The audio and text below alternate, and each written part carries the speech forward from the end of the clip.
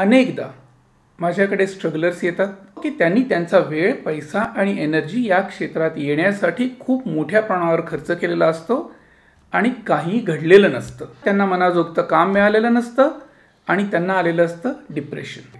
आणि मग ते टिपिकल एक ब्लेम गेम, मीडियाला नावं ठेवणं, हे सगळं सुरू होतं.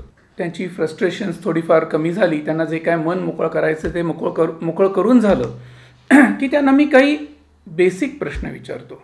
तुझा USP काय?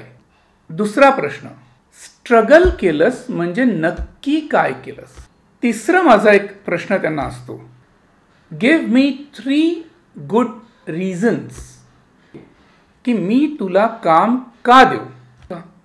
ज्या दिवशी तुम्हाला ही 3 कारणं स्वतःबद्दल सापडतील त्या दिवसापासून तुमच्या करिअरचा योग्य ट्रॅक सुरू झाला असं म्हणता येईल.